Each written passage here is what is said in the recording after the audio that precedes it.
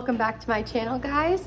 So today on Irenic Blog Book Club, we are going to do a video that I have not done before, but it's going to be a read plus commentary video.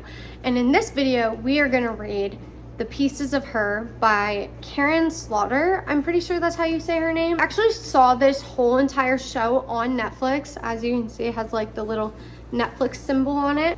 And then conveniently, after I binged it, I was gifted this book. And I can see that she also has like a couple other books like on the back here. I've never heard of her before until I watched the TV show on Netflix. Like I said, the cover art of this book is super beautiful. Love it. Even the sides. It's already kind of bent because I had other books on it. The back of it, so I'll read the back of it. It says, Andrea knows everything about her mother, Laura. She knows Laura has spent nearly her whole life in a small beachside town of Belle Isle, Georgia. She knows Laura, a beloved speech pathologist. She knows Laura's never kept a secret in her life.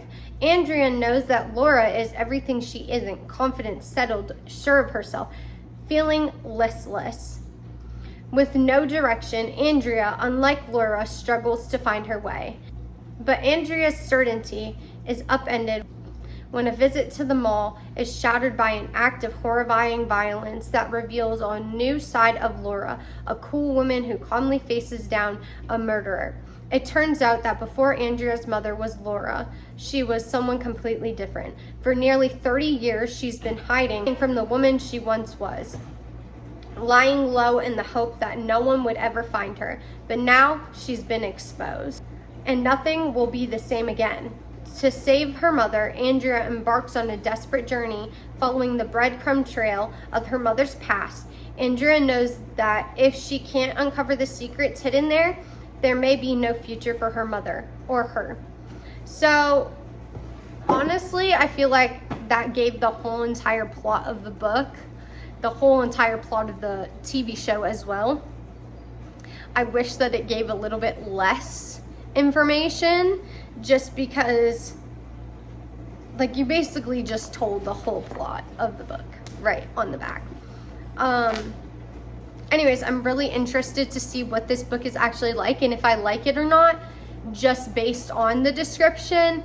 I've already watched the TV show, like I've mentioned like 4 times. However, we all know that when it comes to TV shows and books, they take a lot of information from the books, yes, but they also leave out a lot of things that I feel are super important to the storyline at times that can really make or break the whole entire story. And I've seen this with so many books over and over again, where movies will leave out whole entire pieces, whole entire chapters of books, and you're like, this part doesn't make sense now because that part you didn't insert. Anyways, I'm really excited. I'm gonna sit down. I don't know where. I guess I'll just like have you guys placed somewhere, and as I'm reading, I'll give commentary on the book. First, open it up. It has like a little blurb with like a little signed thing. So it goes, Dear reader, have you ever looked at the person you know best in the world and wondered what really lies below the surface? Whether what you see is genuinely what you get? I've always been fascinated by the secrets and lies that underpin our lives. And so that's the question. Pieces of Her asks, Can you ever know anybody completely? I hope you enjoy it. Honestly, just that little intro alone makes me think really deep. Not to lie, but I have already like opened this book and read this page as well as this page. I actually posted this on my Facebook, and I posted this onto my Facebook page, and I posted this little blurb on Twitter. It's by Emily Dickinson. And Emily Dickinson is a very well-known author, and she's very incredibly talented. It says, I'm nobody. Who are you? Are you nobody too? Then there's a pair of us. Don't tell, they'd advertise. You know, how deary to be somebody. How public, like a frog. To tell one's name, the long-lived June, to an admiring bog. And if you don't know what a bog is, it's like It's like a boat.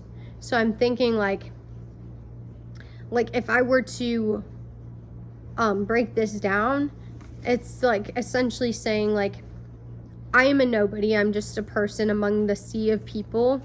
Who are you? Oh, you're a nobody too? You're just another person among the sea of people? Then there's two of us. Don't tell, or they'd advertise, you know? Like, everyone is just a nobody. Like, if you see somebody passing on the street, it's just somebody, like, you don't know them. But it's weird because, like, we're all interconnected. So it goes, how deary to be somebody. So we're all nobody to somebody, but we're also somebody to people as well. How public to be like a frog. So I'm not exactly sure what that means, but like, I guess because like a frog is a frog, like it's just on display to view. And then to tell one's name the livelong June.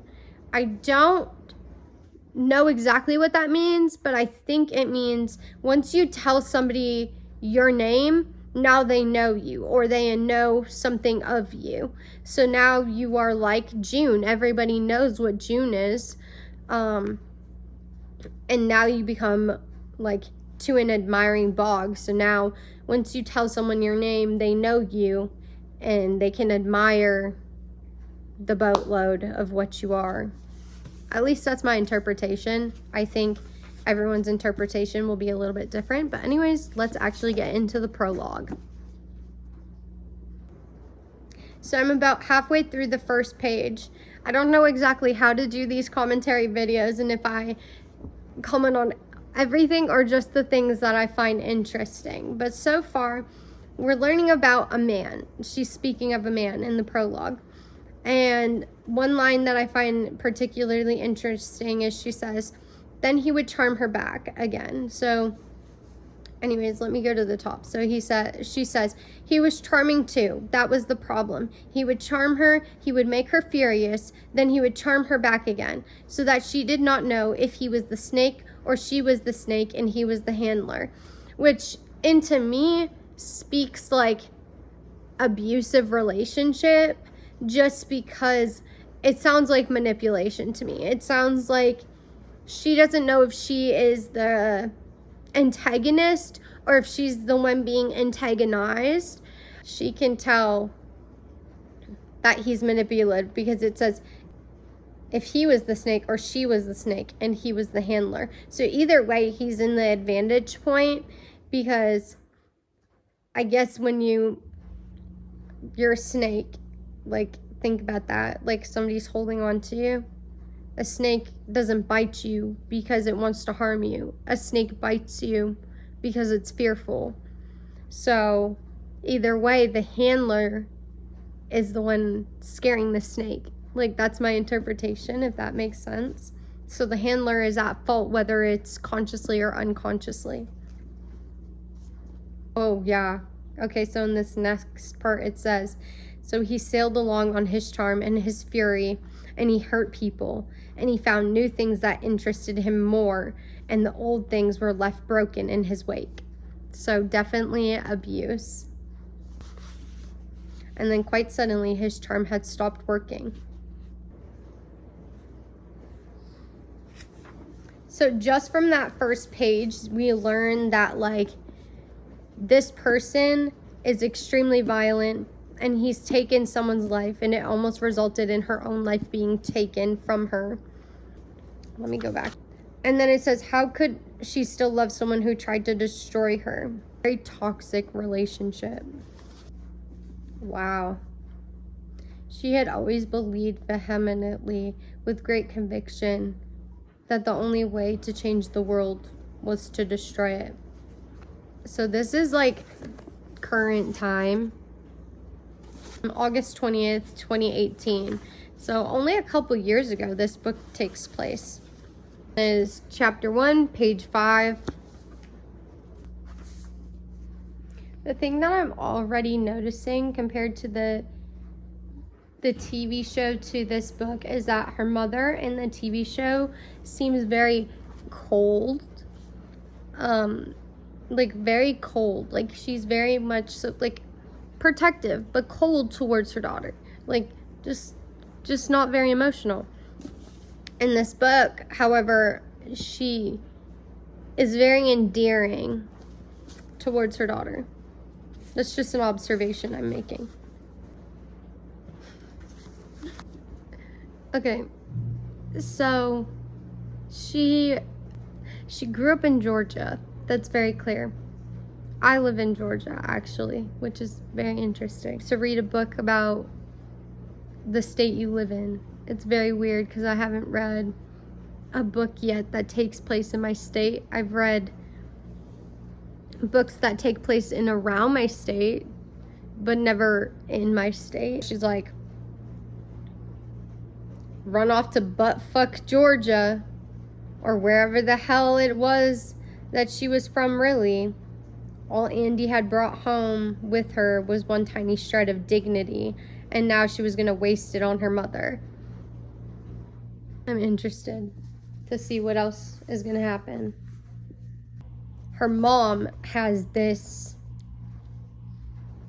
idea of like, her daughter deserves better. And now that she is sick, her daughter has decided to leave New York City after she's escaped her hometown, come back to take care of her. And her mom is like, you shouldn't come back to like buttfuck Georgia. Like there's nothing here for you type of idea, right? And she's like to her mom, like, I appreciate you saying that, but like, really my life was not going well in New York, so I'd rather be here than there, you know? And she wanted to come like see her mom. So anyways, that's just another observation. Wow, okay. There's a lot of information I'm getting in, and I'm only like a few pages in. So Andy is not as young as I thought she was. So in the TV show, she's almost portrayed as being like in her 20s, like around my age, like 22, 23, 24. Meanwhile, in this book, she's 31 years old. So either she's super naive or something's going on here. Like, I'm very confused, like, why she was portrayed as being so young. I don't know if it's just like immaturity or what. There's a lot of dark humor in this, and I just think it's funny. Aww. Yeah, okay. So definitely her mom is like such this like light love, such a great mom to her daughter. And I just did not get that vibe from the show. Like, I just got like this woman that's very like cold, secretive, not dysfunctional, that's not the word, but like discombobulated, like just not connective with her daughter. And that is not what I'm getting from this book at all. Like, I'm getting a super endearing, loving, passionate mom that is very emotionally mature and can like express that openly. And it's just very interesting to me, like, why they would dull down the mother figure in the show. I don't get it. Also, it just mentioned a dad. I don't remember a dad ever being mentioned in the show or a dad being prevalent, but maybe he was. I don't know. Maybe I'm forgetting parts and need to rewatch it. I will rewatch the show after I'm done reading the book. Be a lot more comfortable here. Anyways, so Andy, which is our main character, her name's Andrea, or Andy, that's her nickname. Andy, I feel like, might not believe in herself. Her mom is like super encouraging. Her dad, super encouraging. They're like telling her, like, go make something of yourself. Go be something. You're like, they're telling her, like, you're capable of doing this. And she's like, when you have two accomplished parents, like, you have the rebellion right to be lazy, correct? Like, she is almost speaking to the reader. I don't know why she doesn't want to make something of herself. Like, I don't really relate to that form of mindset. Like, she wants to be lazy, and it's like, you're giving privilege. Like, you are giving privilege. So many people have to work so incredibly hard throughout their lives, regardless of if their parents are accomplished or not. And it's just like, why do you want to live that? Why do you not want to do anything? And so far, I'm getting the idea that she's a police officer, so it's not like she's not accomplished. Although it doesn't seem to me that she went to school originally to be a police officer, because she keeps talking about like all this debt and like this student loans, and like she's like, I can't be anything in my life because I have student loans. And it's like, what does that even mean? Like, you can go back to school a million times, like, regardless of if you have student loans or not. And you don't have to go to school in order to be successful. So I'm hoping for some character improvement from her, because she is kind of I don't really like her so far. So I'm starting to understand the title already because the author put it right in there. So interesting that she's alluding this to Andrea when it's interesting to me that the author alluded this to Andrea when the book is about her mom. Anyways, so Andrea is she's too focused on what everyone else has going on. Like, way too focused on what everyone else is fucking doing with their time and energy. She wants to be her mom, like, really bad. I don't quite understand. Her mom is super optimistic, super positive, super charismatic, like super charming, all these very good qualities. And Andrea can see that she possesses them, but yet she believes that she needs to drink in order to possess them. She says that she can show these parts of herself to strangers, but she can't show these parts of herself to her friends. And then she says, essentially, not one single person knew all the pieces of her.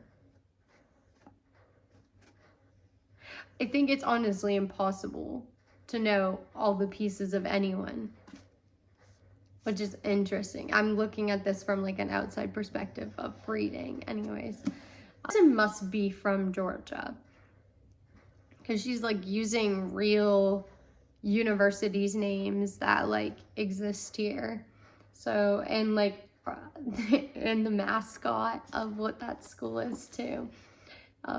If you lived here or if you came and visited here, you would see peaches and bulldogs everywhere.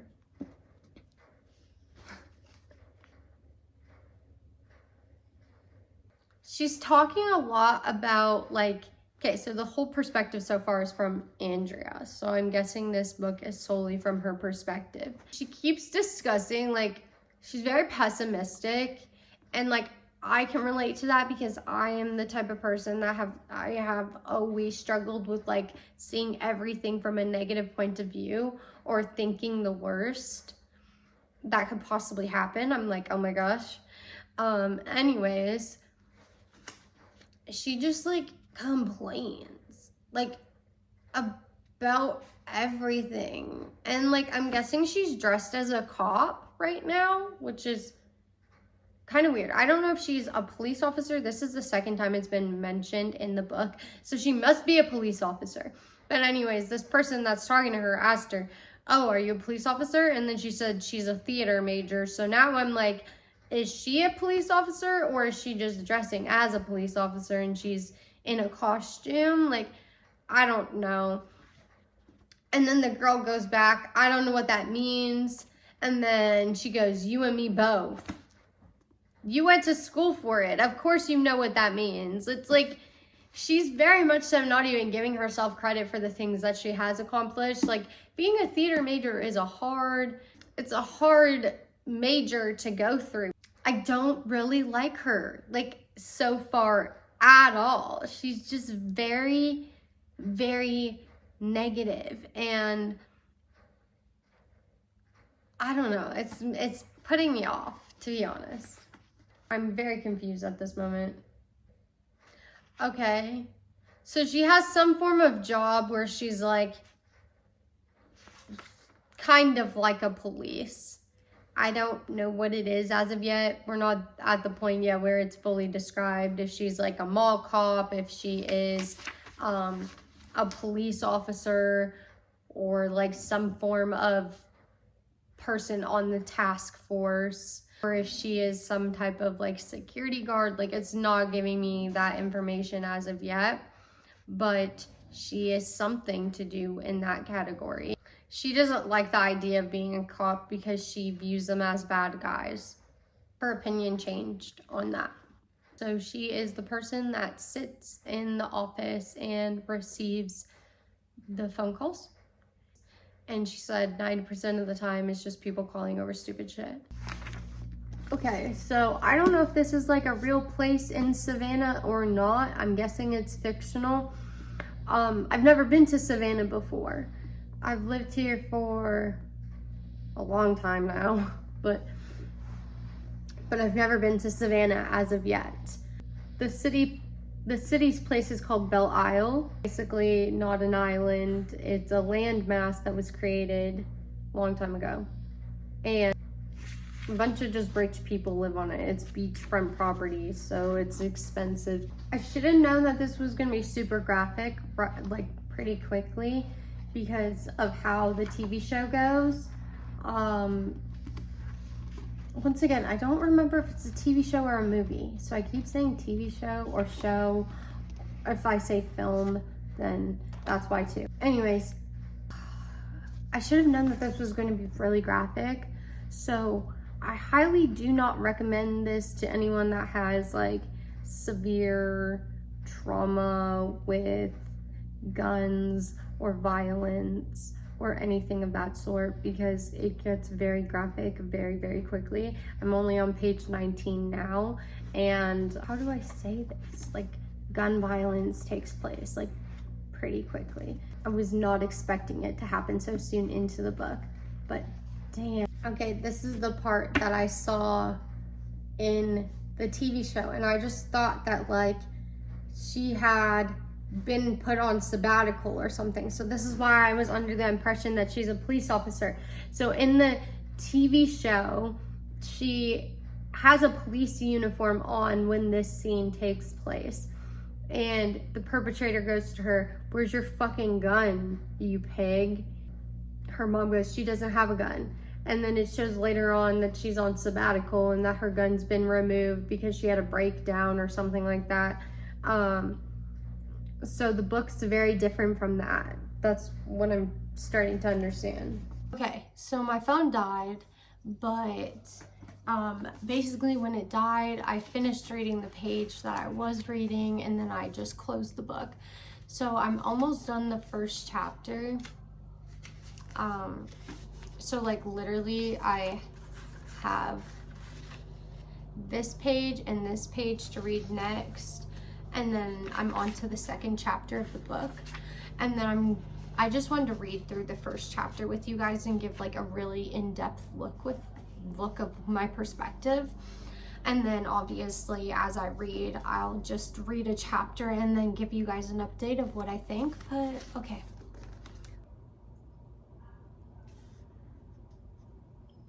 That was straight up disgusting.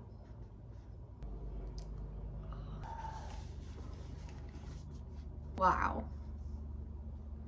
I just don't even know what to say about the end of that chapter. It was absolutely disgusting. It was really gory. Okay, I'm moving on to chapter 2 now. So I'm on page 34. I just remembered who the dad is. So the dad that they were referring to, so in the book, I thought they were talking about like a biological father, but they were referring to the adoptive dad. I didn't really realize in the movie, I didn't really realize there was like this older man who is black, and I knew that was her ex-husband, but I didn't realize that Andrea referred to him as dad. I just thought that was Laura, who's her mom, who is Andrea's mom's ex-husband. I didn't realize that they had like that close of a relationship, and that he was her adoptive father as well as who she referred to as her father figure. So I figured that out, and that also was clarified in the book. It made a lot more sense to me once I read that page. Then I was like, oh, that's who they keep referring to as her father. So another thing I'm realizing is the perpetrator in this book is only a high school student. I don't necessarily want to use the term trope because this is referring to like life and death scenarios, but it's like a vengeful lover, vengeful, it's just like retaliation, like, so that's what the perpetrator, that's the reason for him committing his crime, they believe so far.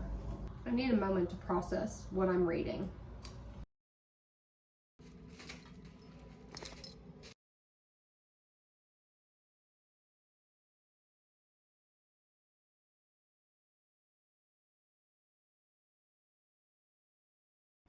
Okay, so I don't know where I left off with this book, but as of right now, I'm at the almost at the end of chapter 3 and about to move on to chapter 4.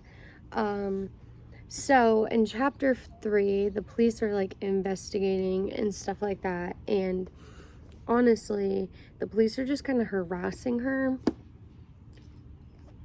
I don't really know why, to be honest. It doesn't really make sense to me because she has nothing to do with the situation at all. And then, like, you kind of find out more about the perpetrator and why he committed his crime and, like, his intentions behind the crime and, like, why he has decided to do it that way. And then, anyways, they leave the hospital where her mom was and they go back to, like, her mom's house, and her mom's just being, like, very cold and distant to her daughter. And then the dad, which this wasn't in the show at all either, but the daughter doesn't even live in the house with her mom. She lives in like a separate, she lives in a garage above the above part of a garage. And so I don't know why her mom's so persistent on her moving out and like living her own life now. But on the way home to their house, you find out that the perpetrator is actually a police officer's son, and this police officer has died in line of duty, I believe it was. You kind of find out like they're gonna be really protective over this guy, even though he had done like this horrible crime. And I don't really understand that. Like, I don't. I guess it kind of is like police brutality. I don't really know whether that's correct or not as of yet. What else am I missing? I kind of have said all these parts like out of order, so I apologize. But what else happened? Oh, so her dad ended up going back to the house with them, and her dad and mom were fighting, and she could see them fighting. And then he came up to her room and they were having a drink together. And at the point where I'm at now, I think she's just packing up her stuff to go to her dad's house, but I'm not exactly sure, and that's not what happened in the TV show. So I really don't know where the book is leading right now. I'm just taking it one moment at a time and just like seeing what is happening, really. But actually, I was reading this the other day when I was out with family to lunch, and this woman came up to me and she was like, "What book are you reading?" And I showed her. I was like, "Oh, I'm reading Pieces of Her by Karen Slaughter." And she was like, "I've read that, it's really good," and it made me so much more excited to read it. So yeah, if you ever see somebody in there reading a book that you've read or that you've liked, do that, because you never know how excited it could make them to possibly read it. Like, I know that might not influence your end viewer opinion on the book, because everyone comes to their own assumptions of like if they like it or not, right? But it just like made me more excited because I was like, oh, she liked it, like maybe it's really good at the end. And she said it was way better than the TV show. And when I was reading the book at the beginning, I was like feeling almost as if like the TV show was better than the book, and that's like the first book I've ever felt that with. But now it's getting more interesting. Not even just the fact that it's getting more interesting, just since she said that, it made me more like excited to read. So yeah, anyways, I'll check in with you guys once I am finished reading the end of chapter 4. I'm wearing my Harry Potter shirt. Anyways, so I just finished chapter 4. Now I'm moving on to chapter 5. It's backwards. I'll flip this afterwards. Anyways, so I'm moving on to chapter 5 of Pieces of Her, and I just finished the break-in scene. And in Georgia, we have a law that if you break and enter into somebody's house, you most likely are not walking out of that house alive, like, and it's completely legal to do so. Very odd to me that, first of all, the TV show, the way that this whole situation took place, completely different in the TV show than in the book. I love the book's version way more than the TV show's version. It just makes more sense to the storyline of why her mom sent her away and told her, go to Carrollton. And when you've reached Carrollton, keep going north. Carrollton is in the middle of nowhere. It's around where I live. And so it's pretty cool to see like places that I actually know, like right here and presented in front of me. Even in the TV show, when I watched it originally, I was like, oh my gosh, Carrollton, that's so cool. It doesn't make sense for her mom to send her away unless she's hiding something deeper, because if you know what happened, essentially a guy broke into the house, and then Andrea ended up killing him. But in the TV show, that's not what happened. Her mom actually kills him. And so it's very interesting that they changed who the killer was in the TV show rather than just leaving it the same as the book. But it shows contrast that like her mom committed a murder the day before, and now she just committed a murder as well. They're both like killers now, and they both are lying about things. Like it's just like showing like the hypocrisy, I guess. It's also showing like the contrast between the two people and how much alike they are. Andrea is a lot more like her mom than she, I guess, actually realizes. And the police are on the way to her mom's currently as she's about to leave, because Andrea texted the police, which is a real thing. I love when books add real life things that like actually are functional within our society. Don't know what is going to happen, so I'm really interested to see what happens next in chapter 5. And I just saw the clock and it was 5:55 on the timer, so really interested. Okay, so I finished chapter 5 and now I'm on chapter 6. Last chapter was kind of just like a continuation of what chapter 4 was. So she's like trying to figure out where she needs to go in order to do what her mom instructed her to do. And essentially she was like looking for the perpetrator's car because she's supposed to be taking it and then going to Macon. And I think within chapter 6, that's when the story should really be picking up and progressing.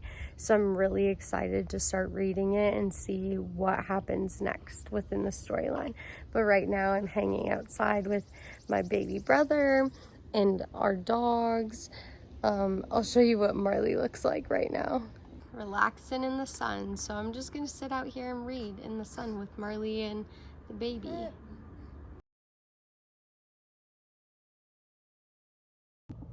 All right, so I just finished chapter 6. I'm moving on to chapter 7. This says July 26, 1986. They tried to bury us. They didn't know we were seeds. And then on to chapter 7. Anyways, in chapter 6, she ends up going to Carrollton, and then when she's in Carrollton, she ends up finding the storage unit that her mom told her that she needed to go to. In the storage unit, there was a car parked. It had Ontario license plates. Very interesting because that's where I'm from originally. And then it had a bunch of like photographs of her mom beaten and bruised like horribly, which if we're going back to the beginning of the book, I think it has something to do with that. And then an obituary of her dad. So right now we're under the impression that her biological father is dead, but I think he might be still alive. And photographs of Andrea with her grandparents, her biological grandparents, as well as the house decree, her marriage decree, her divorce decree, and as well as Andrea's birth certificate, which has a different birthday on it.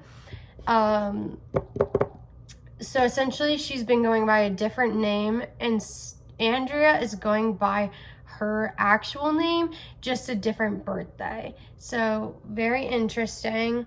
And her mom said that she wanted to name her Eloise with an H, but on her birth certificate, and like she's told her this story before, that her dad wasn't aware that it was Eloise with an H, so she has Eloise just spelt normal. And then what else? I'm like trying to think of what else was in the car.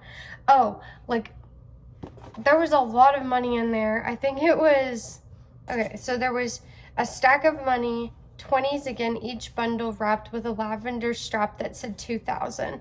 So there was like a bunch of $2,000 bills strapped together in this back of this car.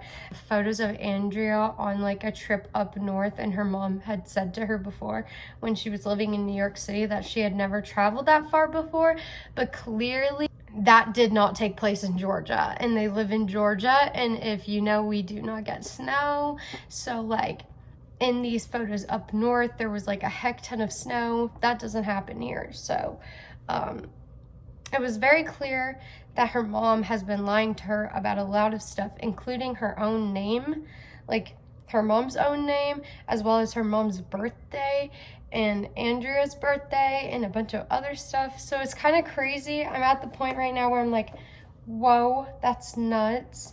And it's kind of interesting to me that like this book includes Georgia and Canada, because like, I don't know, I feel like I can relate more to it because like I'm from there and I live here, and yeah. So I finished chapter 7. I'm moving on to chapter 8. Chapter 7 was basically just like, I don't really know how to explain it. Like, I'm kind of figuring that Laura has like a different family, or she had a different family, and they all got, how do I say this? Like, they all got unalived by the dad, I'm pretty sure. I'm not exactly 100% sure. But anyways, now we're on August 21st, 2018. And then chapter 8. And so I don't know if I'm right for a fact or not, but I'm basically just going to keep reading and try and see what is going on.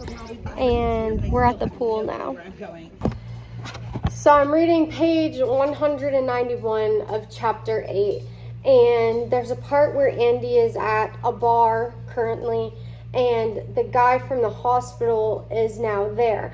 in an earlier, like in the earlier chapter when she was at the hospital describing this man, she described him as like old. Like I thought like extremely old, but now she's describing him as like attractive.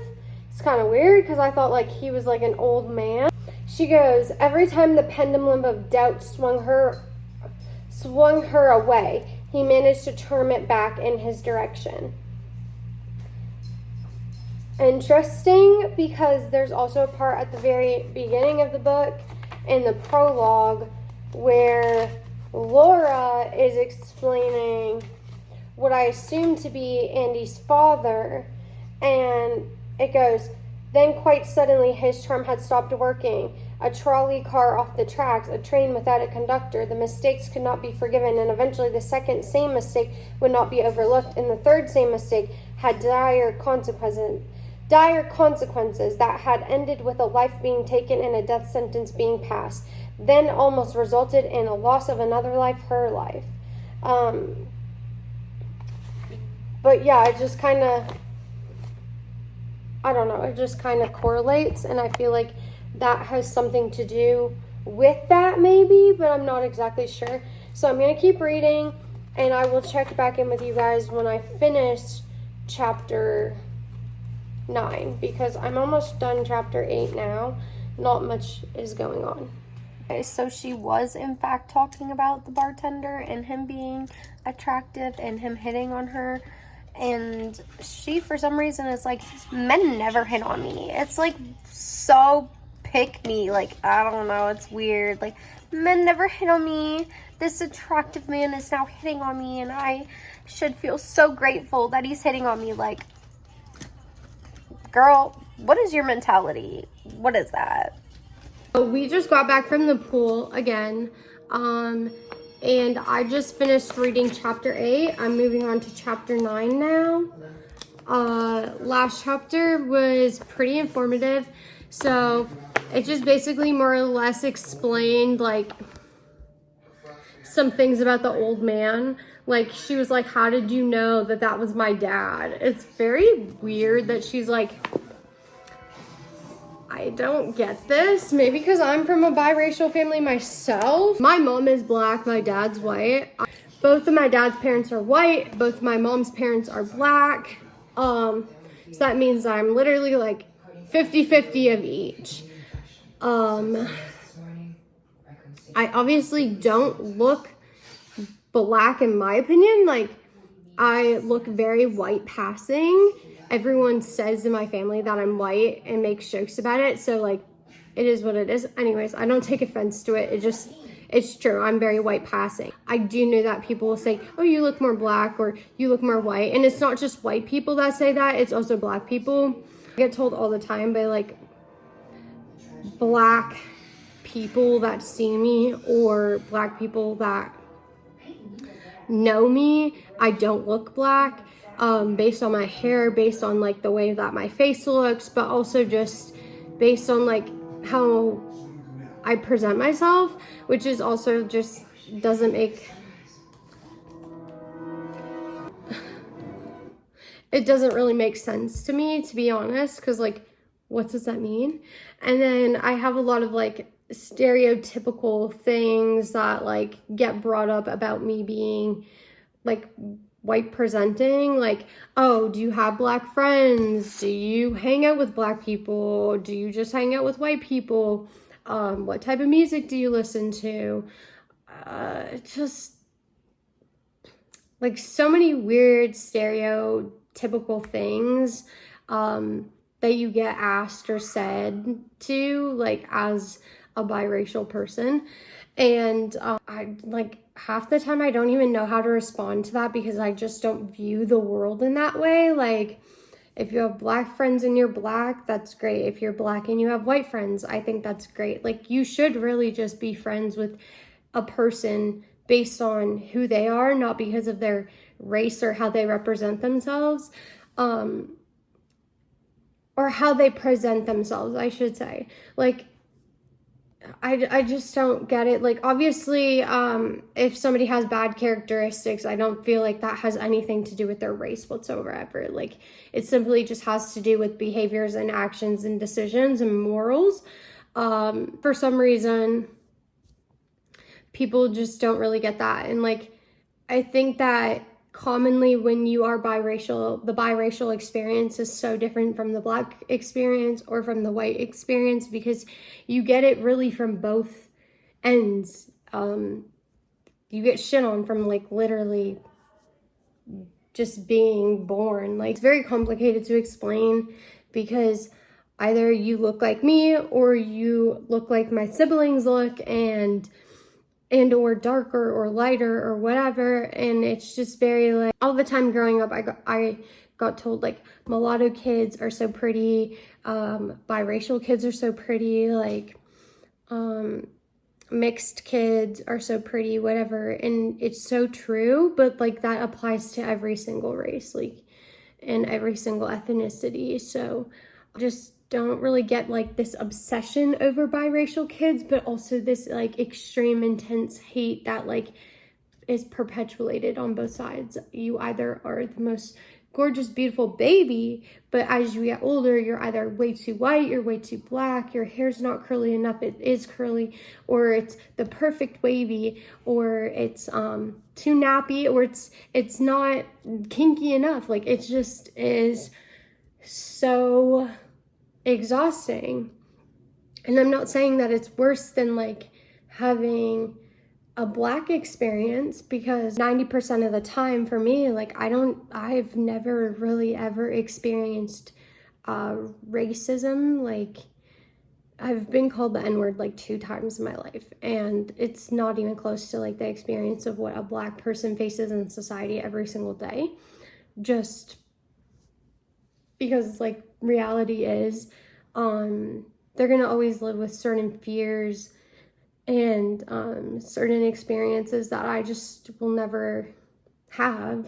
And then same goes for like the typical white person. Like, I don't honestly know what the experience is to live that life, because it's not my reality. Like, I don't know what it is to live with like the stigmatization that you're going to be viewed as automatically racist. And I don't feel as though like there is systemic racism. That is like a real thing, which essentially, like, if I break that down, it just means that like Black people have had less advantages in life because of slavery. And that is true. Like, we all can look at that in history and see that is so true in so many different areas. But I don't feel like the stigmatization that every single person of a race is racist is true, because there's so many people that I see daily comment on like Black issues and problems, trying to bring awareness and education, and to point out people that are quite the opposite of that. I think is justified to call out people on being racist or being any type of malice, really. I think it's justified to call them out on doing so and being so, but I just don't think it's fair to say it applies to like a whole entire group or genre. Anyways, what I wanted to say was that she keeps like having this weird, pretty sure the author who wrote this is white, and I'm just wondering why she like wanted to, yeah, okay, Karen Slaughter is a white woman. Like, I can tell by this back photo. I guess my question is, why did she want to make this statement so prevalent within the book? Of asking you guys, the viewers, if you know, but also kind of questioning myself. She keeps on saying this reference of being like, how did you know that this was my father? How did you know that this could be my dad? And it's both funny and also irritating to me, because I'm like, biracial families, like, you could easily, like, I really don't think people are looking at this Black man with this white child and being like, wow, this is so amazing. Now, maybe from when the time frame of this book was written, I don't know when it was written and published, so I'm gonna look it up and then I'll put it on the screen, but maybe that was a different societal norm than what is present today in society. But biracial families and like families that are blended are very, very normal nowadays. Like, it's so normalized that if you walk down the street, you're probably going to see a lot of biracial families or a lot of families that are blended. So it's very odd to me that like she's making such a big deal about this, like people knowing that's her dad, right? Like, it's just weird to me. I get that she's being suspicious because she's like, how did you know that was my dad? But it's like, you're with an older woman and an older man who out, like, and you're 30, like, those are definitely not your friends, so probably your parents. You're not just hanging out with like I think she said her mom is in her late 50s or 60s. So you're definitely not just hanging out with some random 50 or 60-year-old woman. That's for a fact. Which just like leads me back to the thing of like, Andy is so like, she's irritating. It's not that I dislike her character, because I think that Karin Slaughter's writing is really good. No, it is that I dislike her character. She's just very weird and very whiny, and like her comments that she makes, her thoughts, assumptions are just very odd. My question is, why is she making it so prevalent? Because like when I think about like my mom and my dad like being together, I didn't think that it was like a big deal. I honestly never questioned it. I just looked at my mom as my mom and my dad as my dad. And when I see other biracial families, like, I don't think anything of it. Honestly, I don't think into it at all. I'm just like, oh, it's a family. Like, and if I were to see a couple that was of the same race, I would just think it's a family. Like, I don't think into it, but I know that because prejudice does exist, that there is people that look at a Black woman and a white man being together and being like, there's a lot of things that go along with that, and like a lot of comments, disgusting comments that are made, and vice versa. When a Black man is with a white woman, there's just as many horrible, disgusting comments made that are just not okay.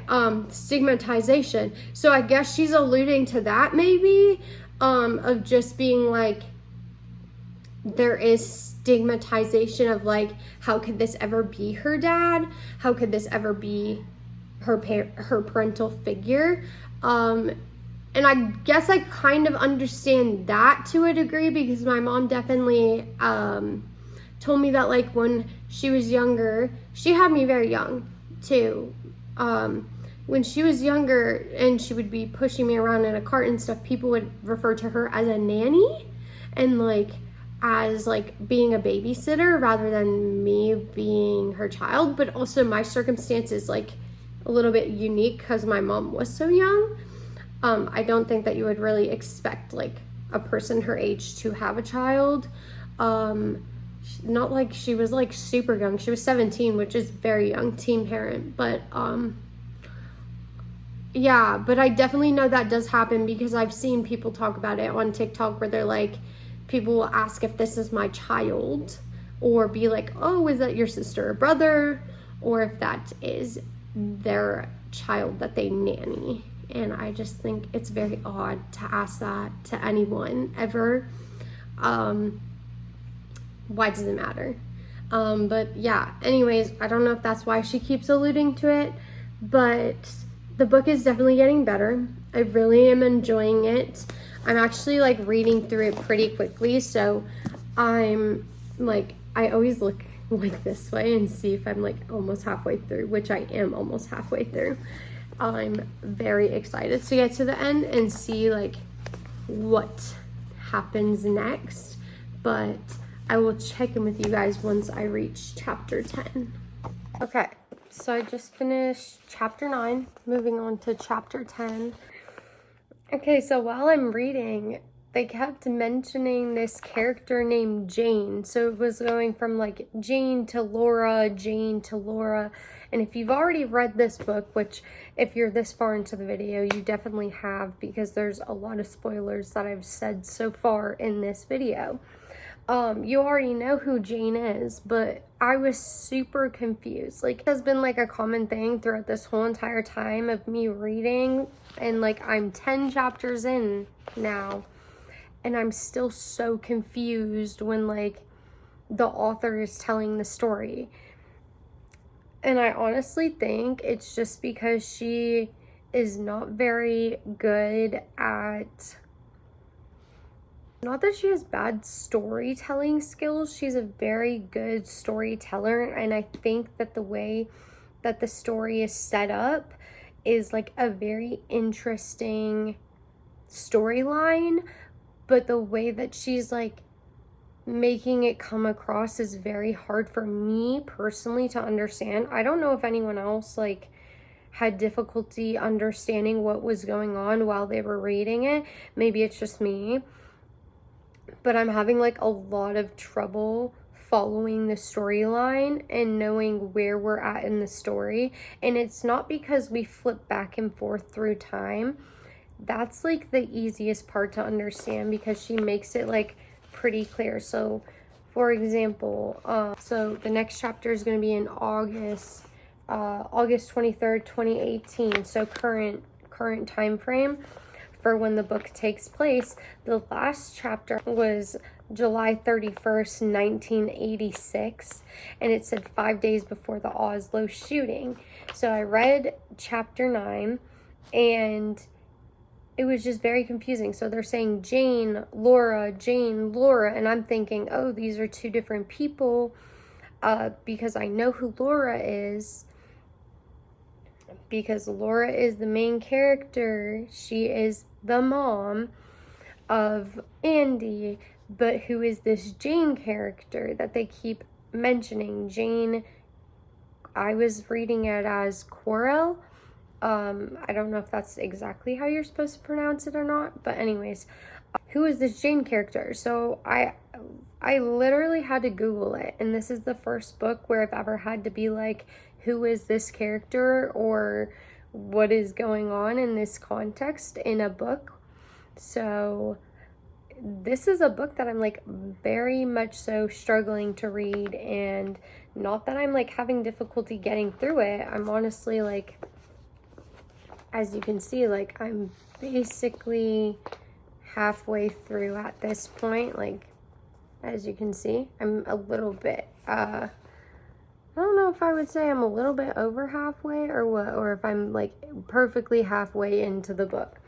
Either way, it's been very difficult for me to understand what is going on in this book, and I don't know if it's purposely written like that because it's like a psychological thriller, but not just a psychological thriller, it's also like crime. So I don't know if it's like supposed to be written in the context of it being kind of confusing. In a reader's perspective, it's making it like kind of unenjoyable to read because I'm like, who is this? What's happening? What's going on? And like, those should be easy context clues that you should be able to figure out. Like, it should have said like Laura is Jane, or Jane is Laura, or some type of contextual understanding for you to grasp that they are the same person. And for me, like personally, a lot of people know this, but a lot of people also don't know this, but I also write novels, and I have a character that's very much not in the same context whatsoever, but I have a character that goes by two names as well, just like this book. And so my character's name is Sydney, and she goes by Sydney for a long period of time throughout the book. Once you hit a certain context or part of the book, her name is now referred to Cillian. And so when I was writing the book, I made it very clear to like make it known to the reader that Sydney and Cillian are the same person. So how I did that personally was that I basically got other people to address Sydney as Cillian, and then moved on from there, but then got like my main character as well to address the context that Sydney and Cillian are the exact same person. So I don't know. I get that it's a little bit harder for her to do that context-wise because the story is told from her mom's point of view and her point of view. Like, I'm very, very confused. So what I found out last chapter was that Jane killed her father and now is being interrogated by the police. So if we go back, like, the first murder that she ever did was like her dad, and then the second one she did was the guy in the shop, I believe, because we don't know anything else like context-wise as of yet. We're just at the part where she's like being interrogated about her dad's death, and like her boyfriend, she's like pregnant right now, and her boyfriend has like taken off or something. I don't really know. It's kind of hard to explain. And her boyfriend like knows that she's responsible to an extent. See, this is why I'm also confused, because I'm going back to the very beginning when it's talking about like all the children and the guy like killing the kids and stuff. It doesn't make sense. Like, I'm very confused. There's a lot of pieces of information that I'm like, how does that connect to this, and how does this connect to that, and like how does this connect back to like the original storyline?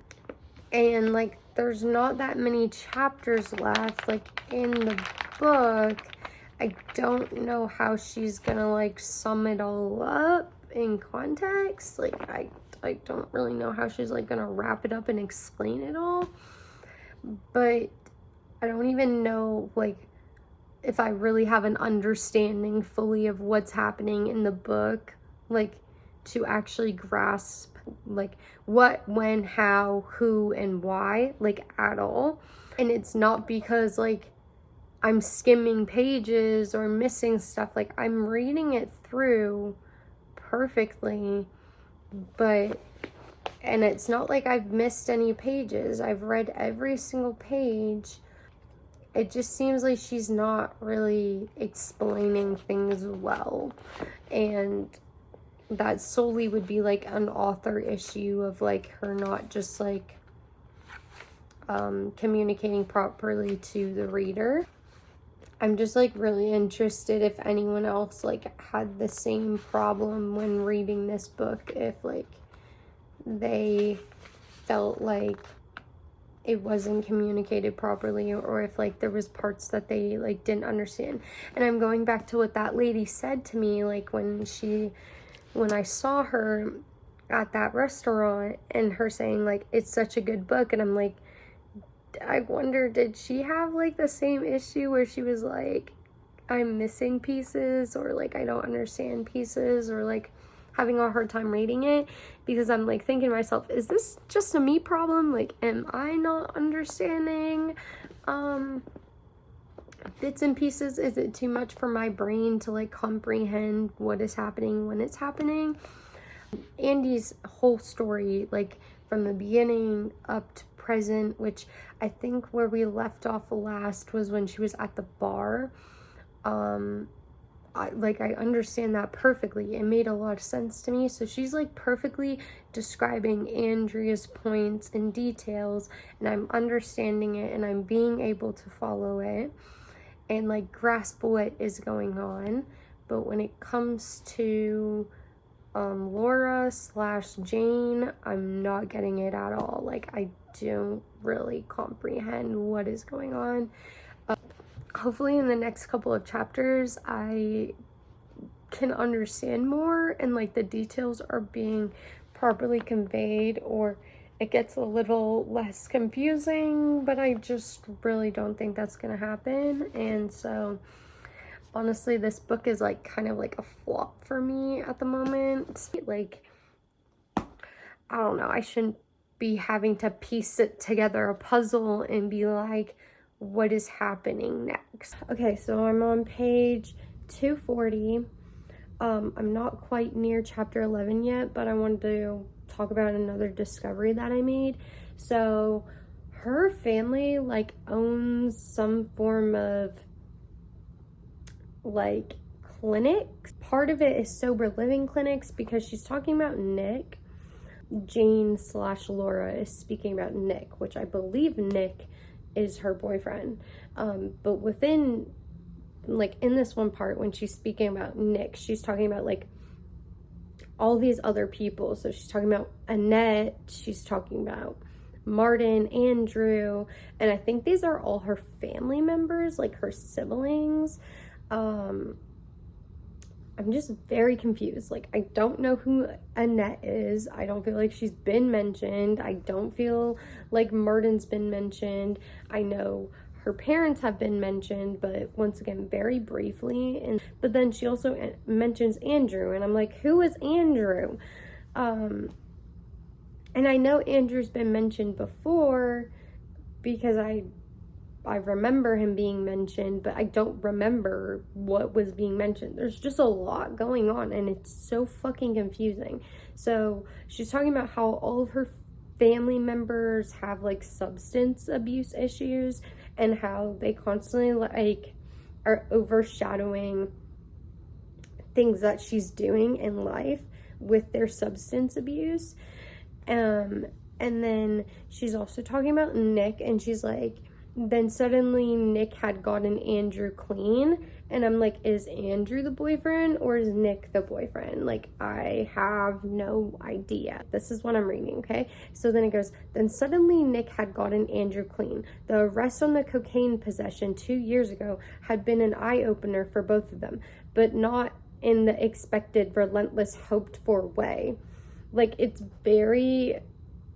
like jumping back and forth and back and forth and forward and talking and bringing up new people and then old people. It's just way too confusing. And I'm like at the point where I low-key just like want to stop reading, because I'm like, you're not explaining things well, like at all. Like, I know what the cocaine possession thing is that they're referring to, because that was mentioned earlier in a previous part, very, very quickly, like literally too quickly.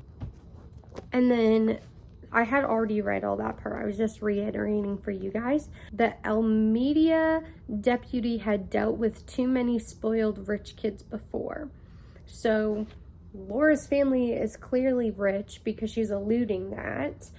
And I feel like that's pretty like common sense, because they own all these clinics, and this group is after their family because their family like runs these super corrupt clinics where kids have died.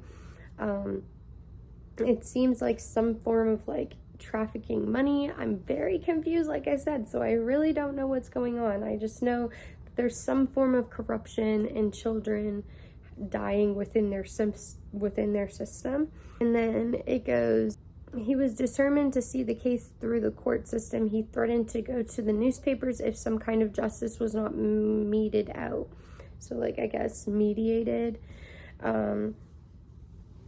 Which is how Andrew and Nick had ended up living at the Queller Bay home, the last group that Robert Juan had been kicked out of. And I don't know who Robert is. I know that they've mentioned Juan before in the previous chapter, but I don't know. Like, it goes by first name and the last name. Like, just stick with one name, because then it's so confusing for the reader. Like, what are you doing?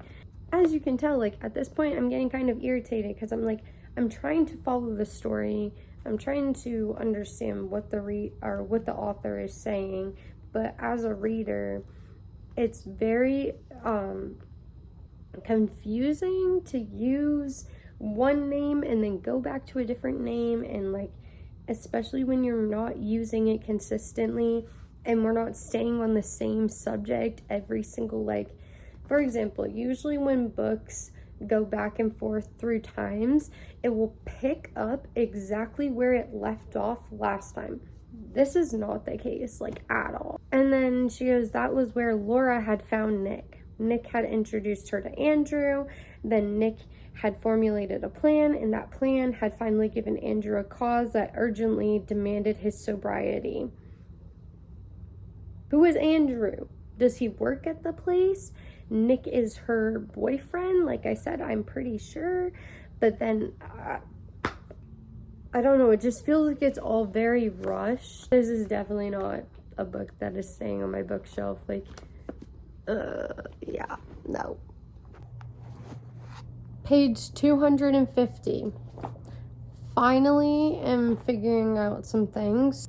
So then she says her father had not just exploited Robert One's injuries for profit, he had kept the profit rolling in even after the man had committed mass murder and suicide. So I really don't understand. All of this is confusing still. So Nick is her boyfriend, and Nick is like missing but not missing. So, and then Jane had to swallow before she could ask, did Laura know that father did this? So Jane is not Laura, they're sisters. See, this is all confusing. Doesn't make any sense at all. He exploited the misery of thousands of people, and when the company went public, he would have exploited hundreds of thousands of more. Like, what? Hundreds of thousands of more. What? She should have said and more. All for his own financial gain. We had to stop him. So that clearly just states that Jane is not Laura. They are 2 different people. That's her sister, clearly. And Andrew, I was under the assumption, is somebody that works at the institution. I really don't know. I'm going to have to look up who is all of Laura's siblings, because this is just way too confusing. So I guess me and Marley are doing this chapter together, since Marley is just honing in on my video. Jane keeps mentioning Laura Wan, I think that's how her name is pronounced, and I'm guessing that Laura, as in Andy's mother, gets her name from Laura Wan, I believe, or Juan. I'm not sure how to pronounce that last name. It's like, okay, I get it. She like looks up to this woman, because Jane has like a super abusive dad, and then you find out like where all the photographs inside the car that Andy found came from. At least I'm guessing. I'm not at that point yet where it like clarifies, but I am pretty sure that's where the photos have come from. Honestly, she should have framed it like in a way different way, because it's hard to understand when you have multiple people with the same name. Like, she could have just said Laura Wan and then Jane Quarrel and then Laura Oliver, and it would have made more sense to indicate that they're different people. But since she hasn't even really confirmed that Jane is Laura, and yeah, and then I found out her dad's name is Martin, I believe. But like, personally, like I have said, and I know that my opinion's not going to change, I really, really do not like this book. Like, also, large majority of this book I've stayed massively confused. Okay, so I just finished chapter 11. So I'm moving on to July 31st, 1986, chapter 12. That perspective was all from Andy's, and like I said before, I really love Andy's points of views and how she like explains things. In Laura's perspective, there's a girl named Paula, and Andy just met Paula. She went to Paula's house, was asking her questions about Laura, her mom, trying to understand what her mom is really about and what's going on with her mom. and stuff like that. And Paula was just kind of talking shit, low-key. And then the old man showed up, had put a tracking device in the back of Andy's car, was following her that whole time. I think that he's been following her since way before that. I think he was sent by her mom to follow her. A witness protection type of idea, that's what I'm thinking. Let me put this down. So I'm really interested to see where the book leads to next, although looking through to see where chapter 13 starts. But yeah, okay, so that's how much pages until the next chapter. Okay, so I'm not going to read that right now. I'm going to put it down, and I will check in with you guys when I'm done reading chapter 12.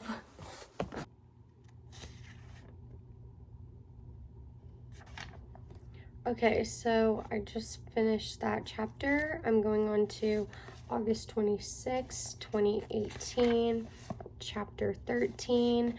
That chapter was the only chapter so far throughout this book that I actually understood, and it was in Laura's perspective. It was absolutely so crazy. In this chapter, she realized that her brother has AIDS. Nick, her boyfriend, physically abused her so badly. She related it back to her father, her father abused her in so many different ways. It's so disgusting. And she's like telling Nick, because they've went through like this elaborate plan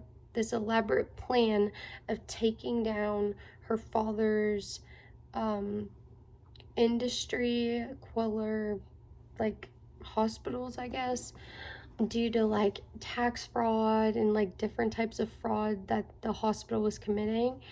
And I don't know what they were expecting to get out of this. Like, it doesn't sound like they were trying to get money or whatever. They have this elaborate plan to take down the hospital and like expose her older brother for being a part of like this type of fraud. And so when she finds out that her other, I believe, older brother, Andrew, who Andy is named after, has AIDS, she's like, I can't like go through with this. Like, I need to bring my brother to the hospital type of idea and like take care of him because he's going to die. She doesn't want her brother to be in pain, understandably so. And this whole entire time she's been pregnant as well. And so, and I knew that. I don't know if I mentioned that or not, that she was pregnant.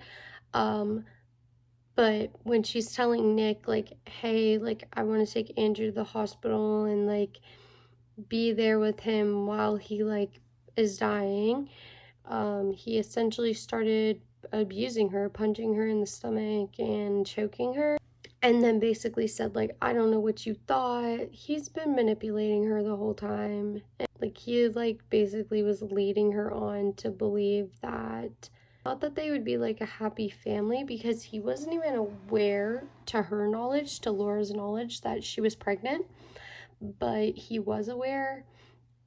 And I don't know how he wouldn't have been aware, because Paula, which I mentioned in last chapter that Andy went to go see, had spoken to her, I believe, or it might have been someone else, about her being pregnant, and talking about how her belly is growing. It might have been somebody else and not Paula, but either way, somebody had mentioned that her stomach was growing bigger, and therefore I don't know how he wouldn't have noticed, but he did. And he was like, did you really think that I was going to let you keep this baby? Did you really think that we were going to be a happy family? He was like, I wasn't going to let anything get between us. Like, very weird, possessive. And it sounded to me like Andrew had got AIDS through using needles or some form of, like, I'm guessing needles because that's how it's passed usually, or through sex. And he had a girlfriend, and it doesn't sound like he was having sexual intercourse with, not that, okay, just going to specify, not just gay people get AIDS, but commonly during the AIDS epidemic, which this takes place during the AIDS epidemic, gay individuals, gay men mainly, were contracting AIDS. But that doesn't mean that just men get AIDS and not just gay men. It was spread through lots of different ways. And so I believe that he contracted it through needles and doing drugs, because they mentioned that he was a drug addict. And so now I'm moving on to chapter 13, and I'm kind of getting more interested in the storyline, but I absolutely hate books that are only good, like, basically towards the end. And this year, I feel like I've read a lot of books where I'm like, the whole entire book is kind of bad, and then the end, like, finally redeems itself.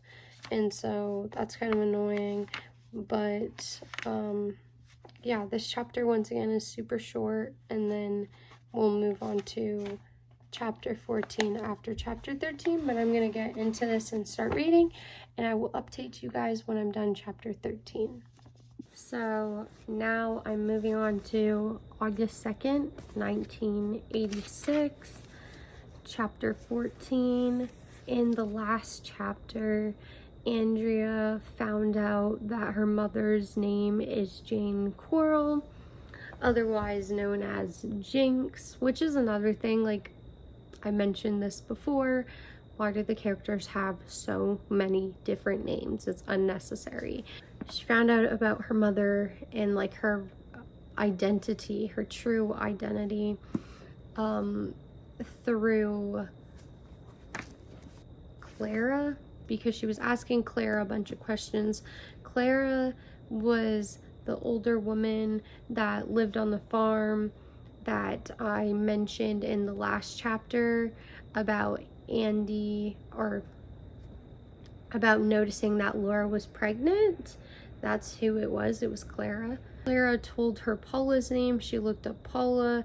Then she found out about the Queller hospitals, and then she found out about Martin Queller, which is Laura's dad, and his death. She found out about Andrew, Jane / Laura, Paula, and Nick. Basically, like, them all being a part of, like, the little cult thing that they're a part of, where they're trying to take down the industry of Queller Industries and stuff like that. And then she saw Jasper Queller's name mentioned on that same, like, Wikipedia page, and she's like, I know who Jasper Queller is because I've seen him on TV running for president repeatedly. So Jasper is still alive, and it's kind of weird because obviously Laura would have saw the same thing of her brother. Oh, as she's at Clara's house, Edwin shows up, which Edwin's only been mentioned like a few times so far, and I think Edwin is some form of, I don't know if Edwin is the old man that was, like, mentioned before, or if Edwin is someone completely different. But Edwin showed up, and then he was killed. He got, like, shot, and so, like, that's the part where it kind of ended off at, was that somebody pulled up in a van and started shooting inside the house from outside. And then Laura and Edwin before that had, like, a conversation, because Andy called Laura and was, like, asking her questions like, why did you lie to me? And Paula, like, thought that Andy was her mom because she has, like, Alzheimer's. So I'm saying this very out of order. So she, like, showed her a video of Laura playing piano, which is mentioned, like, near the beginning of the book. And she, like, saw that her mother is, like, this poised, elegant woman that's very talented. And once again, this brought up the same idea of like Andrea wanting to be like her mother, but I also remembered that in the last chapter, Andy's mom, when she was younger, when she was first pregnant with Andy, she was like, I want Andrea to have only the good qualities of mine and basically be nothing like me but better than me. I'm moving on to chapter 14. This once again should be a pretty short chapter. I'm not really sure what I'm gonna read next, but I can't wait to post like this video, this reading commentary video, but also after this video is posted and uploaded onto my YouTube channel, keep an eye out for my actual like review of this book, because I usually film them and then post them as shorts, YouTube shorts, and then also TikTok and Facebook and everything else will be linked in the bio if you want to go see what else and where else I post content about books. But thank you guys so much for like following along with this video. It's a super long video. I've tried to shorten it down as much as I possibly can, but at the same time I don't really have any regrets about how long it is, because I think it was really interesting to see my views and opinions from the beginning to the end of this novel. And I just want to say, like I've said throughout this whole entire time, Karin Slaughter is not a bad writer. I don't think that there is such thing as a bad writer. I think that there is faults in every single person's writing style. Everyone makes mistakes. Everyone is not necessarily clear when it comes to writing. What I mean by that is that every single author out there that has written a book, published or not published, has made mistakes in their writing. But I'm going to hop off of here for now, read chapter 14, which should go by very quickly. Okay, so I'm about to finish chapter 14 and move on to chapter 15. I have 4 pages left, but I wanted to update you guys so I wouldn't forget what happened in this chapter so far. So I'm not sure what I said about the last chapter, but just to like refresh, Laura drove Andrew to the hospital. She was going to drop him off and then drive away, but instead of doing so, she stayed with him at the hospital.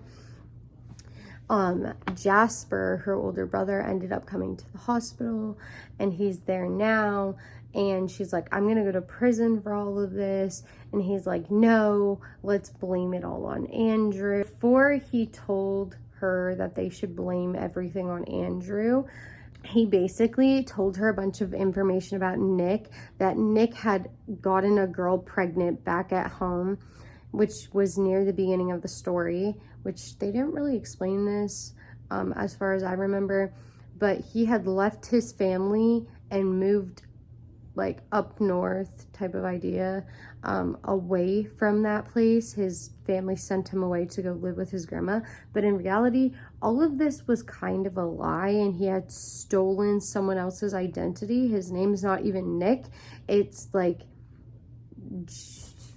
Clayton Morrow is his actual name, and he's like basically his roommate in college, I believe. He had stolen his identity because he died, and they're not sure if Nick was responsible for his death, but he also had they believe he brutally killed one of his girlfriends, which kind of aligns with how like abusive he is towards Jane.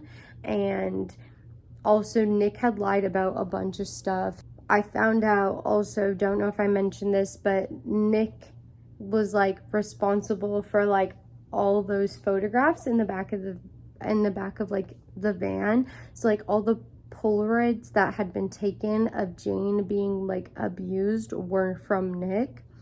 And then what else? Nick was also responsible for lying in order to kind of manipulate everyone into doing this whole cultish thing of taking down the Queller industry. Yeah, so Nick is just kind of this mastermind, manipulative individual that has kind of made everyone do this.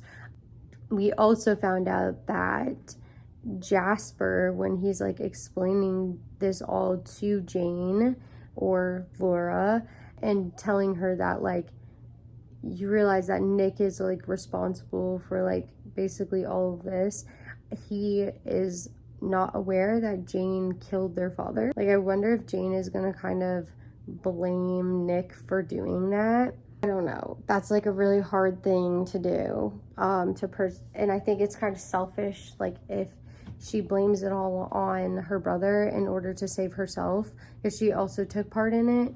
Jasper basically told her, like, you realize that Andrew's gay and that's why he has AIDS. And she was kind of shocked. Nothing to really say about that. Jasper basically said to Jane, he's like, yeah, that's why Nick would always make out with you and do like stuff that was like low-key inappropriate in front of him to like mock him, like trying to like egg him on. But I'm like, that's his sister.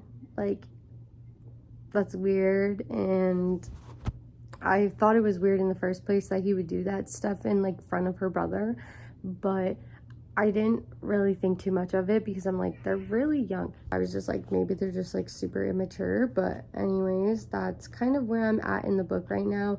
Okay, so I just finished chapter 14, moving on to August 26, 2018, chapter 15. So one thing I want to say before I tell what happened in the last chapter at the end of it is I do not condone homophobia. Like, Jasper was trying to say like it's alright to fuck over his brother because he's dying and because he's gay. Doesn't make any sense. But and not just that, like he just only cares about himself. Like, it's so clear in that chapter, like he only cares about himself. Basically, as soon as Jasper left, she's like, tell the FBI that they have 24 hours or an explosion is going to happen in New York City to give me a deal. I don't know how she's going to stop the explosion in New York City because Nick is there, but I guess she knows where Nick is in New York City and what establishment they're going to blow up next.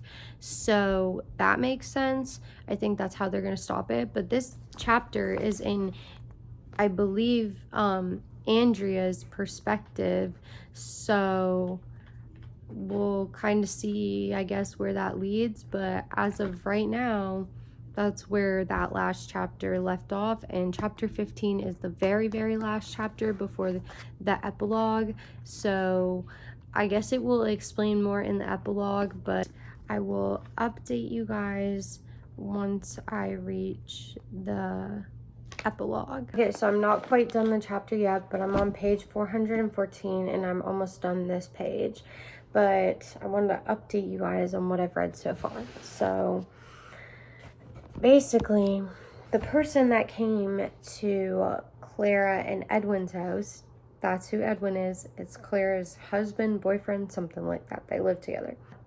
Paula came, she killed Edwin, she shot Andy, or Andrea, as well as may or may not have killed Clara. And then she kidnapped Andy, brought Andy to a hotel, and now they're like having a back and forth conversation. And she's like force feeding Andy answers about her mom and what she did, but also getting Andy to ask her these questions. Very weird exchange. But essentially, she told Andy that for the first 2 years of her life that Clara and Edwin raised her because Laura sold everyone out except for Clara and Edwin. And Paula is saying that it was because she wanted to control them. But I think honestly, it's because Clara and Edwin really didn't have that much to do with the whole situation to begin with. Like, yes, they played a part in it, but not as much of a part as literally everyone else. Paula found them because of Laura killing that guy in the restaurant. So Paula sent that guy to their house, which is what happened at the very beginning of the book. The guy that Andy killed, essentially. And she got put into witness protection, and so she laid under the radar for all that time until Paula saw her on the news. Which makes sense, and that's why her mom was like, you can't stay here, because she knew that right away somebody was going to come after her, whether it be her brother, Paula, Nick, you know, any of those people that were associated with the crimes. So makes sense why her mom was like, you cannot stay at my house now, because they would do anything in their power to get back at her. And I'll update you guys as I keep going along, but I am basically almost done. I just found out another thing. So I was correct. The guy that was following her, the old man, he is a marshal in witness protection, and he was following Laura from the hospital because he saw her on the news and then was like, shit, this could be bad. And then he was sent to follow Andy that whole time to ensure that she gets to the other place safely without exposing the fact that they're in witness protection, because it's easier if people don't actually know they're in witness protection, especially like kids. And she grew up in witness protection, so honestly her life was just normal. That was just normal to her. I have 11 pages until it says 1 month later, which that's the start of the epilogue anyways. So Paula is basically still telling Andy more information, and she's like, do you want to know about your dad? Paula is like just trying to egg her on, it seems like. Andy's like has an inner monologue going, and she's like, I know who my dad is. My dad is Gordon. That's her stepdad. She's like, he took care of me my whole life. He, you know, is my dad.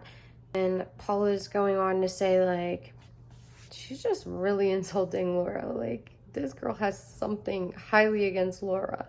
Even though Laura, like, went to prison herself and, like, you know, paid her deed back to society for doing these horrible, horrible things. She goes, Paula said Jane has some papers of your Uncle Jasper that your Uncle Jasper signed. And then she goes, Uncle Jasper? Andy couldn't get used to having family, though she wasn't sure the Quellers were family that she wanted. Anyways, I am very close to almost being done. I'm gonna keep reading. Literally living for this part. So, first of all, once again, there's a lot of homophobia in this. Paula goes, she goes, your generation and its fucking political correctness. And then Andy goes, your generation and its fucking homophobia. Thank you for saying that, Andy, because facts. Why do we hate people just for the fact of them living their lives? It is 1:59 in the morning. I'm really, really tired at this point. Where did I leave off? When they got to the hotel, Paula called Laura and said, this is where we're at. Come here, bring me the documents about Jasper Queller, because she doesn't want Jasper to become president. Essentially, Paula admitted that Nick was kind of the one masterminding this plan as well. And it's so weird because like all these kids were basically in love with Nick. At least these are all things that are claimed throughout the book. You only get to really hear Jane's perspective and as well as Paula's perspective on the situation. Laura shows up at the hotel room and the girl takes the documents from her, and then Andy is kind of like, I wonder why my mom's not wearing her sling for her arm. Paula's like, I'm gonna kill you. Jane ends up like stabbing her in the throat, holding the knife in between her fingers. I guess she was holding on to it that whole time, and the girl just never really noticed. She's trying to protect her child, obviously, and protect herself. And then the last line reads, "She finally understood the serenity on her mother's face when she had killed Jonah Hill Singer. She had seen it all before," which is a very good line to to end the book off on. Then it says, 1 month later, this is another quote by Emily Dickinson. It says, "I felt a cleaving in my mind as if my brain had split. I tried to match it seam by seam, but could not make them fit. The thought behind I strove to join unto the thought before, but sequence raveled out of sound like balls upon a floor." Interesting. And then we're at the epilogue. I'm going to read the epilogue. It's quite long, as you can see. I don't really know what the epilogue is going to be about. Usually epilogues take place a while after the last occurrence, to just show you what the characters' lives will be like or are like after the ending of the book. The ending was a good ending. I think she tied together the story very, very well. I wish the ending wasn't as rushed as it was. It felt like it ended really quick. Overall, when I think of me reading at the beginning of the book to this point now, being done the book and about to move on to the epilogue, it's not a bad story. Yes, it could have been conveyed better. Yes, there was a lot of parts where I was very confused and had trouble following the storyline, but like I said from the beginning, this storyline could be very good. I think the ending wrapped together the whole story very beautifully. Would I read this again? No. Probably at most I'll rate it on Goodreads a 3-star. I recommend the show better than the book. I like the show a lot more. Although it's not exactly the same, it's a little different, but I still think the show is really good. This book won't be staying on my bookshelf just because it's not a book that I'm I love. But overall, I think that if I saw a Karin Slaughter book within a bookstore, I would read the back and see if I liked her writing, because she comes up with very good story ideas. On to the epilogue, and then I will tell you guys the very end thoughts and my conclusion. Okay, so I just finished Pieces of Her by Karin Slaughter.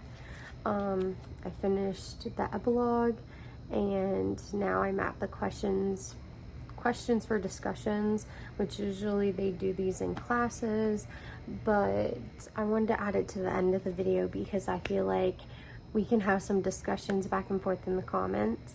But this one says, do you think it's possible to ever fully know a person, particularly your parents? Do you think Laura is a good mother to Andy? That's a 2-part question. This is another 2-part question. It says, what do you think it's like to give up everything? Do you think we can ever truly escape our past? I have my own answers for these questions. Do you think that the most magnificent people are also the most fragile, and why? This one also says, I'm not reading all of them, but I'm reading ones that I feel stick out.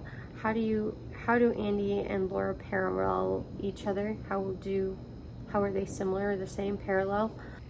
Why was Jane so drawn to Nick? And did you sympathize with any of his stances? Have you ever met someone like Nick? I really think Pieces of Her was a book that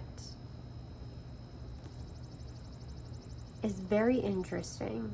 However, not a book that I personally like. I think it holds a lot of good values, a lot of good understandings of how the inner workings of the world is.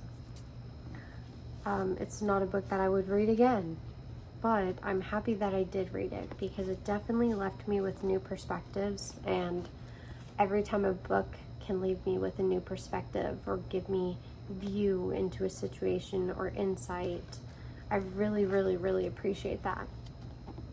And so I'm gonna put this with the rest of the books I've read this year, and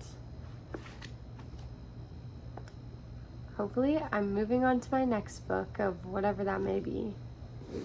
Bye guys. Thank you for watching.